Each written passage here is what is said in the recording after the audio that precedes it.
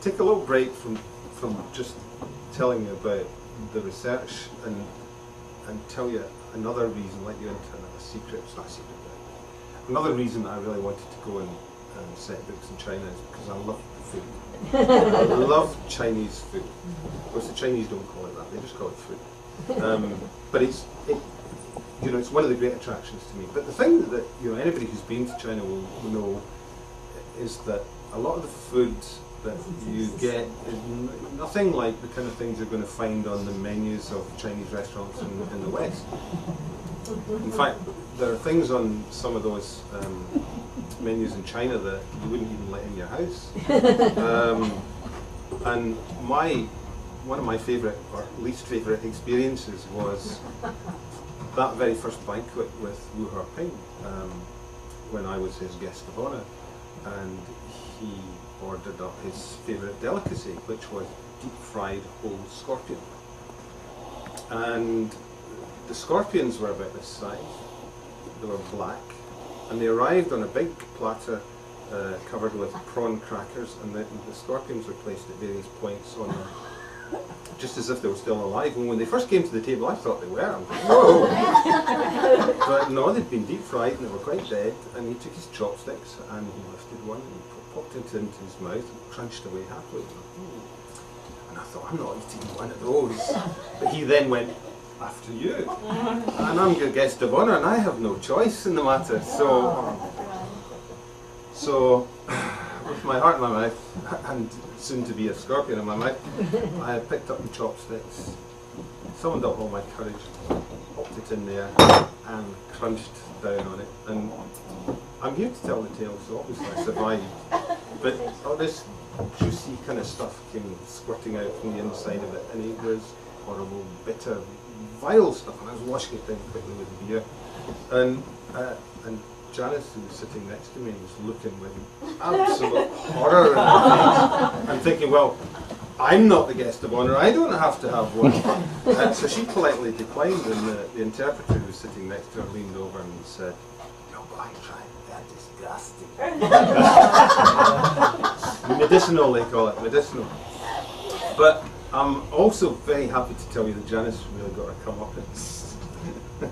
And it was another banquet, and we were sitting around one of those great big round tables with the lazy Susan in the middle, and the food swings round past us.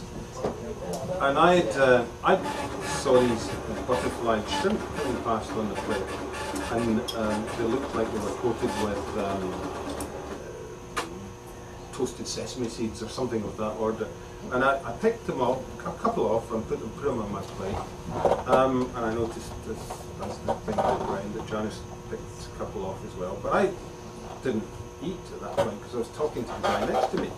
And somewhere in my peripheral hearing and my peripheral vision, I became aware of Janice munching into these shrimp, and the guy sitting next to her saying, "You know what these are?" And she said, "Yeah, they're shrimp." And he said, no, but you know what they're covered with?" And she went, "Seeds of some kind, aren't they?" And he said, "They're ants." And I went, and looked at what was on my plate, and right there with the little legs and the head and the... But she was eating it. and I could just see her jaw slowing down as she absorbed this news, and I quietly pushed mine to one side. But the most interesting of all was the Shanghai hairy crab, so called because it comes from Shanghai and it's hairy, and it's a crab.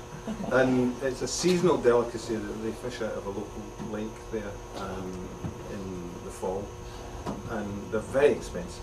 And they have another banquet being hosted by the Shanghai police, and they had ordered up these, one for each of us, and my host said to me, "Do you know how to eat this?" And I said, "Well, what's to know?" And he said, "I will show you."